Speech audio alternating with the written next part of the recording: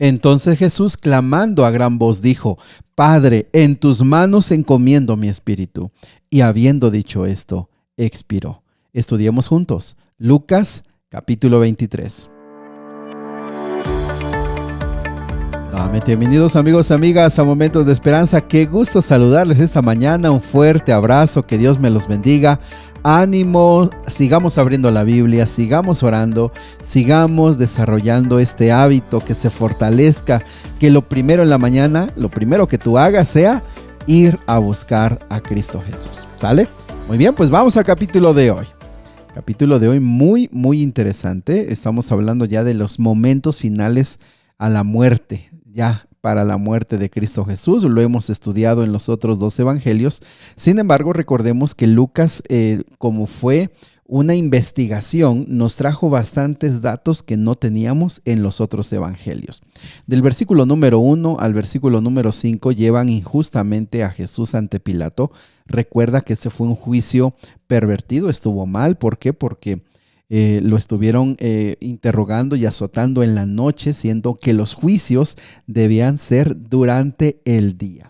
También recordemos que esto fue muy de mañana, seguramente por ahí de las 6 de la mañana, y que era la costumbre en esos tiempos hacer ese tipo de juicios muy temprano. Y también recuerden que lo querían hacer lo antes posible, porque era probable que la multitud llegara un poco más tarde, y entonces pues iba a haber más seguidores de Jesús y sería imposible, o sería muy difícil poder llevar a Jesús a la muerte. Muy bien, algo que quisiera resaltar aquí es que Pilato tiene en sus manos por primera vez a este hombre. Él sabe que es inocente, y sin embargo no tiene la capacidad ni la fuerza para tomar la decisión de dejarlo libre. Mis amigos, la vida es así.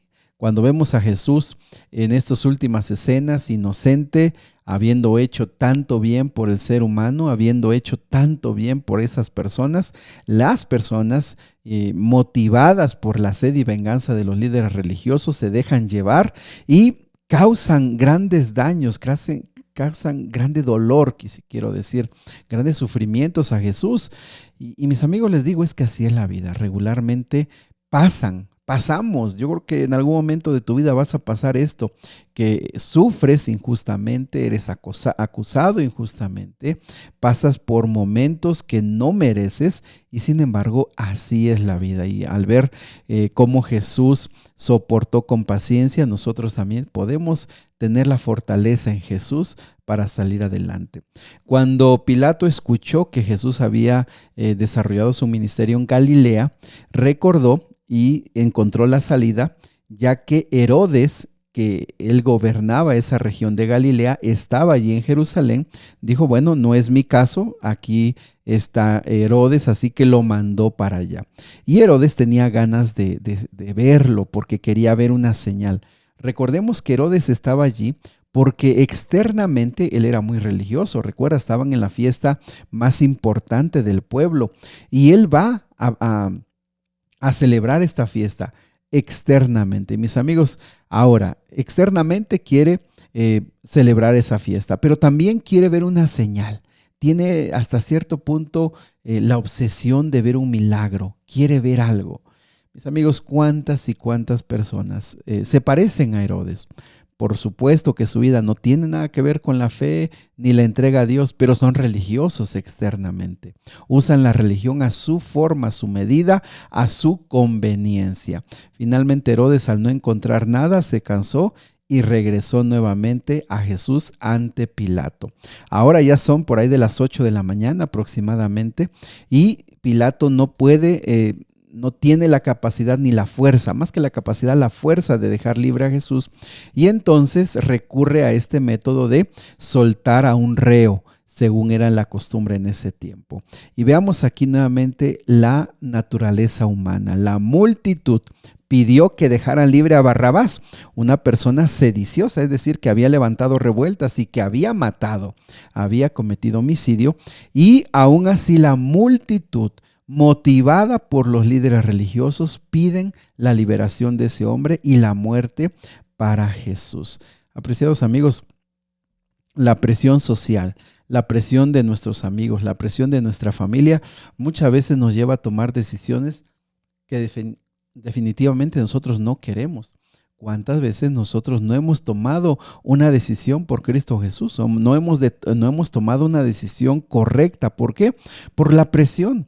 Y no nos mantenemos en nuestros ideales por la presión y no hacemos lo correcto por la presión. Recordemos que fue la multitud cegada la que llevó a Jesús a la cruz. Por supuesto, recordemos que esto fue un juicio romano y Jesús murió bajo la supervisión romana. Versículo 26 al versículo 31 nos recuerda los momentos en los que Jesús va de camino al Calvario y encuentran a Simón de Cirene. Recuerda, él venía del norte de África, más de 1000 kilómetros, y se encuentra con que va a ayudar a Jesús. Eso era hasta cierto punto común en algunas ocasiones, debido a que, como habían golpeado a las personas que iban a ser crucificadas, muchas de ellas simplemente no podían más. También se sabe que algunos morían en los golpes, desde allí morían, ya ni siquiera llegaban a ser crucificados. Y mis amigos, fíjense cómo Simón ayuda en esta parte humana, ayuda a llevar estas cargas que Jesús tenía. Y saben que eso es algo que nosotros como discípulos, nosotros como seguidores de Cristo Jesús, también somos llamados. Muchas veces nosotros tenemos que ser el consuelo y la fortaleza de otros. Muchas veces tú tienes que dar palabras de ánimo, o es más, a veces no tienes que hablar, pero tienes que estar con alguien que está sufriendo, que no sabe cómo salir adelante, pero tú tienes que soportar, es decir, aguantar. ¿Por qué? ¿Por qué digo soportar y por qué digo aguantar? Porque muchas veces tú también estás destruido, tú también estás cansado, tú también no sabes qué hacer, pero vienen a ti porque ven en ti fortaleza, ayuda, pero tú no puedes contigo mismo. Fíjate cómo Simón de Cirene nos recuerda ese bonito ministerio que es el consolar y el llevar las cargas de aquellos que son más débiles. Que Dios te bendiga, que tú puedas ser fuerte en el nombre del Señor, fuerte para ayudar a otros, pero por supuesto, entrega a Cristo tus cansancios, tus cargas, y Él también aliviará tus penas. También del versículo número 32 al versículo 38 nos recuerda a estos dos hombres que estuvieron crucificados con Jesús, ladrones, malvados. Uno allí se burla, uno allí está totalmente cerrado su corazón. Pero fíjense cómo otro que venía del mismo mundo de perdición tiene en ese momento la sensibilidad para reconocer que ese que está ahí, ese no es una persona cualquiera. Ese es el Salvador. Él es el Salvador. Él es el Mesías. Y fíjate cómo Él pide que tengan misericordia de Él. Y mis amigos, aquí en el versículo 38, desde el versículo número 34, cuando dice que no saben lo que hacen, engloba a todos aquellos que lastimaron a Jesús, pero que Jesús les tenía compasión. Pero fíjate, en el versículo número 42, este ladrón, este malhechor, pide misericordia y le dice a Jesús: acuérdate de mí cuando vengas en tu reino. Ojo, las mismas personas pueden, bajo las mismas situaciones, pueden tener diferentes reacciones. La misma situación, pero hay una diferencia en el ser humano que puede tomar decisiones diferentes. Y en este caso pide misericordia. Y el versículo 43 está uno de los versículos que pueden ser uno de los más controvertidos en la Biblia, debido a que dice: entonces Jesús le dijo, de cierto te digo que hoy estarás conmigo en el paraíso. Como en el idioma griego no tiene puntuaciones, no se sabe exactamente por la puntuación si dice de cierto te digo que hoy estarás conmigo en el paraíso, o de cierto te digo hoy estarás conmigo en el paraíso.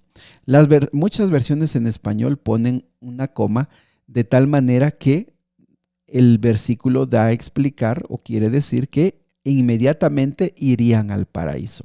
Sin embargo, queremos recordar y ser muy puntuales en que Jesús no dijo que a la muerte una persona va al paraíso, ¿Por qué? Porque Jesús habló repetidas veces que los muertos nada saben, que los muertos duermen y que Jesús iría al cielo y regresaría para levantar, para resucitar. Entonces no pueden ir a ningún lado. ¿Por qué? Porque no pueden regresar y estar en la tumba y entonces resucitar. Por eso que esa coma, aunque en el idioma original no tiene ninguna coma, en muchas traducciones se le pone para tratar de fortalecer la idea de que la persona cuando muere va al cielo. Sin embargo, Jesús no enseñó eso.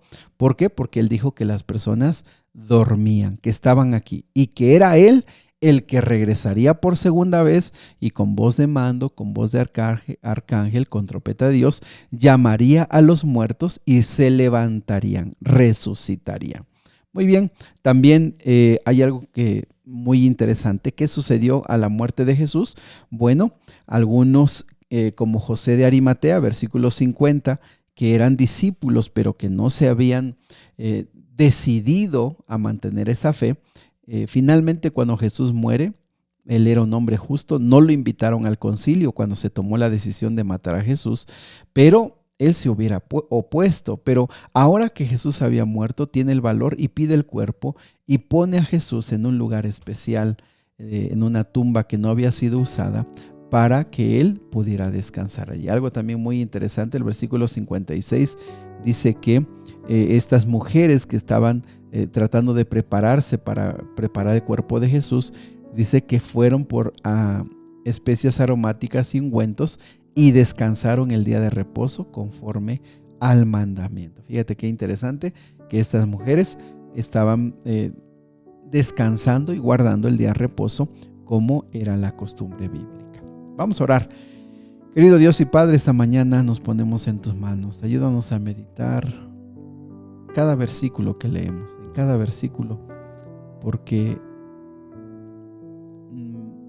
en ellos podemos encontrar el verdadero amor, la paciencia y la misericordia que tienes con el ser humano. Señor, ayúdanos a conocerte más, a amarte más profundamente. En el nombre de Jesús. Amén. Que Dios te bendiga, sigue orando, sigue abriendo tu corazón al Señor.